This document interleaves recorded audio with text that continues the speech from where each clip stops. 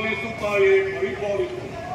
ಆದಿಯಲ್ಲಿ ಓಂಕಾರ ಸ್ವರೂಪಿಣಿಯಾದಂತಹ ಆದಿಮಾಯೆಯು ತ್ರಿಮೂರ್ತಿಗಳಾದಂತಹ ನಮ್ಮ ಮೂವರನ್ನು ಸೃಷ್ಟಿಸಿ ನಮಗೆ ಬೇಕಾದಂತಹ ಗುಣಗಳು, ವಾಸಿಸುವುದಕ್ಕೆ ಯೋಗ್ಯವಾದಂತಹ ಸ್ಥಳ, ಒಬ್ಬೊಬ್ಬರಿಗೆ ಒಂದೊಂದು ಉದ್ಯೋಗವನ್ನು ನೀಡಿ ಮಾತೆ ಅದೃಷ್ಟಳಾಗಿದ್ದಾಳೆ.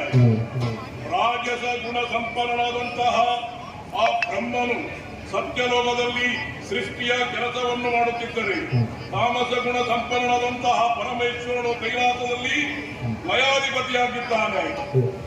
ನಾನು ಈ ಸಾತ್ವಿಕ ಗುಣ ಸಂಪನ್ನನಾದ ನಾನು ಈ ವಿಶಾಲವಾದ ವಿಶ್ವದ ಅನಂತ ಕೋಟಿ ಜೀವರಾಶಿಗಳ ಪಾಲನಾಧ್ಯಕ್ಷನಾಗಿದ್ದೇನೆ. ಜನನ ಮತ್ತು ಮರಣದ ನಡುವಿನ ಅವಧಿಯೇ ಜೀವನ ಎಂದು ಪರಿಗಣಿಸಿ ಸಕಲ ಜೀವಿಗಳನ್ನು ಹೊರೆಯುತ್ತಾ ಈ ಪರಮಧಾಮವಾದಂತಹ ವೈಕುಂಠದಲ್ಲಿ ಲೋಕಾಧ್ಯಕ್ಷನಾಗಿದ್ದೇನೆ. ನಮ್ಮ ಈ ವಿಷ್ಣು ಲೋಕ, ಕ್ಷೀರಸಾಗರ, ಶ್ವೇತದೀಪ, ಅನಂತಾಸನ, ವೈಕುಂಠಗಳೆಂಬ ಹೆಸರುಗಳಿಂದ ಭಕ್ತರಿಂದ ಗುರುತಿಸಲ್ಪಡುತ್ತದೆ. ಆದಿ ಅಂತ್ಯ ರಹಿತವಾದುದರಿಂದ ಅನಂತ, ಚ್ಯುತಿ ರಹಿತವಾದುದರಿಂದ ಅತ್ಯುತ್ತ, ಸದಾ ನನ್ನ ಹೃದಯದಲ್ಲಿ ಮಹಾಲಕ್ಷ್ಮಿ ಇರುವುದರಿಂದ ನಾನು ಶ್ರೀನಿವಾಸ. ಸದಾ ಲೋಕಕ್ಕೆ ಮಂಗಳವನ್ನು ಉಂಟು ಮಾಡುತ್ತಾ ಸಂತೋಷದಲ್ಲಿರುವ ನಾನು ನಿತ್ಯಾನಂದ. ಯದ್ಭಾವೋ ತದ್ಭವತಿ. ನನ್ನ ಭಕ್ತರು ನನ್ನನ್ನು ಯಾವ ರೀತಿಯಲ್ಲಿ ಕಾಣುತ್ತಾರೋ ಆ ರೀತಿಯಲ್ಲಿ ನಾನು ಅವರಿಗೆ ಗುರುತಿಸುತ್ತೇನೆ. ನನ್ನನ್ನು 1000 ಹೆಸರುಗಳಿಂದ ಕರೆದರು ನನ್ನ ಭಕ್ತರಿಗೆ ದಣಿವಿಲ್ಲ. ನನ್ನ ಭಕ್ತರಲ್ಲಿ ಅರ್ಥಿ, ಅರ್ಥಾರ್ಥಿ, ಜ್ಞಾನಿ, ಜಿಜ್ಞಾಸುಗಳೆಂಬ 4 ವಿಧ.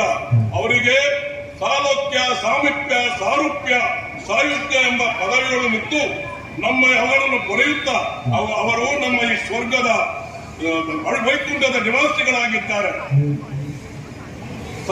ಸರ್ವೇ ಧರ್ಮ ರಕ್ಷಿತಿ ರಕ್ಷಿತ ಎಂಬಂತೆ ಯಾವಾಗ ಈ ಭೂಮಿಯಲ್ಲಿ ಅಧರ್ಮದ ತಲೆ ತೋರುತ್ತದೋ ಆವಾಗ ಯುಗ ಯುಗಾಂತರದಲ್ಲಿ ನಾನು ಅವತಾರವೆತ್ತಿ ಧರ್ಮದ ರಕ್ಷಣೆಯನ್ನು ಮಾಡಿದವ. ನಮ್ಮ ಭಕ್ತರ ಪರಿಪಾಲನೆ, ಸಜ್ಜನರ ಪರವಿಗೆ, ದುಷ್ಟರನ್ನು ಶಿಕ್ಷಿಸುವುದೇ ನನ್ನ ಧರ್ಮ ಎಂದಿನಂತೆ ಇಂದು ಈ ವೈಕುಂಠದಲ್ಲಿ ನಾನು ನನ್ನ ಮಹಾಲಕ್ಷ್ಮಿಯಿಂದ ಪಾದಪೂಜೆಯನ್ನು ಮಾಡುತ್ತಿರುವಂತಹ ಸಂದರ್ಭದಲ್ಲಿ ದೂರದಲ್ಲಿ ನನ್ನ ನಾಮಸ್ಮರಣೆ ಕೇಳುತ್ತಿದೆಯಲ್ಲ, ಯಾರೋ ನನ್ನ ಭಕ್ತರು